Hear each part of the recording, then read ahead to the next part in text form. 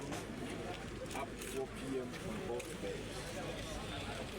Again, I wish to remind Ugandans that a person aspired for nomination as presidential candidate is required to be a citizen of Uganda by birth, a registered voter, 18 years and above.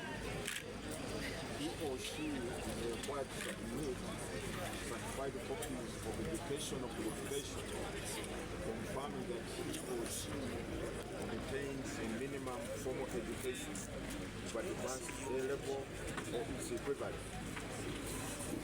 The aspirant's nomination shall be supported by not less than 100 persons who are registered voters from not less than 98 districts, which forms 2/3 of all the districts or cities of Uganda.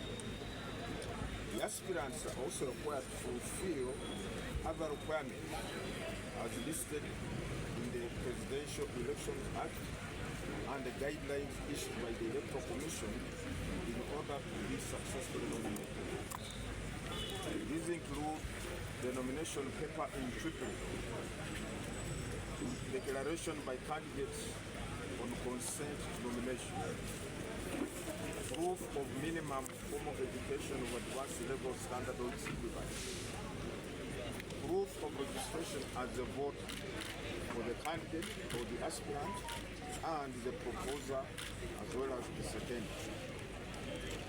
3 recent postcard size photographs of the proposed candidate.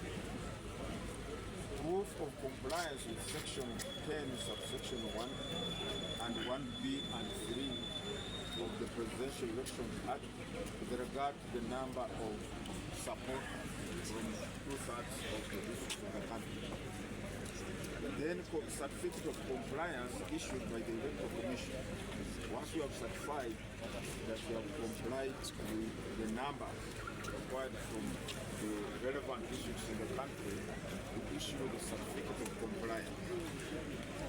Proof of payment of a non-refundable nomination fee of 20 million Uganda shillings.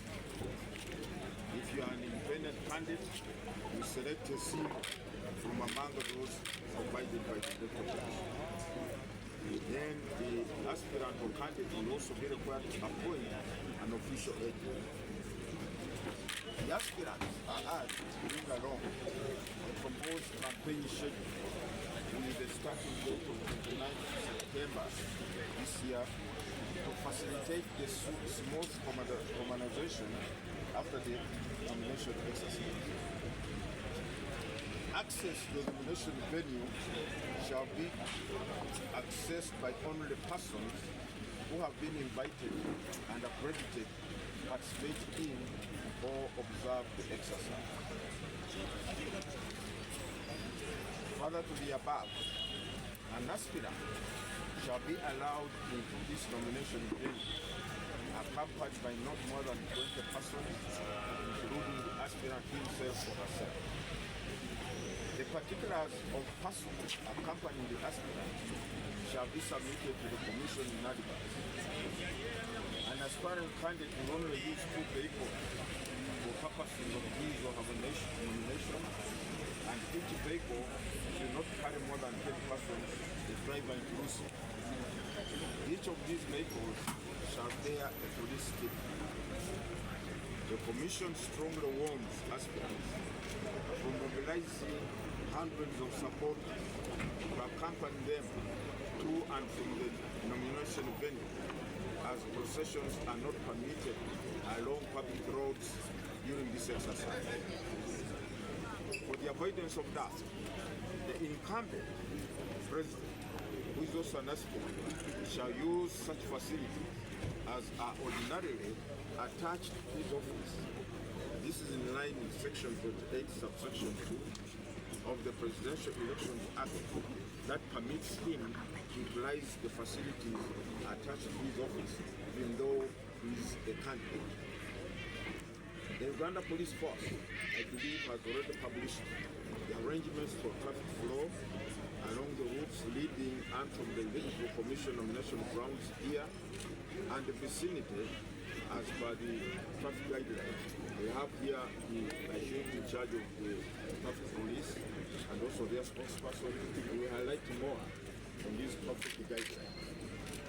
Upon successful nomination, candidates who wish to meet with their supporters, launch their manifestos, are advised to organize and conduct such meetings in full compliance with the traffic regulations and laws governing public assemblies.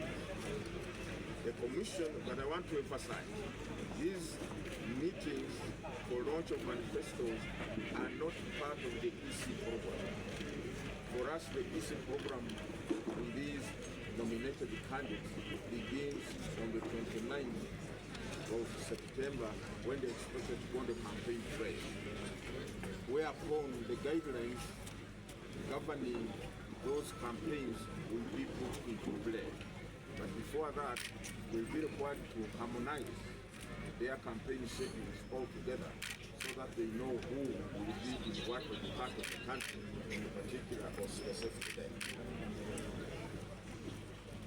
The Commission has designed a program that will facilitate swift conduct of the nomination exercise, given that the bulk of nomination documents, that is the list of supporters, have already been verified in advance. I want you to know that aspiring candidates will be required to be physically present and submit all the required requisite documents for verification. The Commission will, after scrutiny and upon satisfaction that the requirements have been made or fulfilled, declare the aspirant duly nominated. The nominated candidate will then briefly address the public through the media at the media center or point that is to be set up here at the nomination day. Thereafter, the Electoral Commission will hand over the security vehicle and security personnel to each candidate who have been nominated.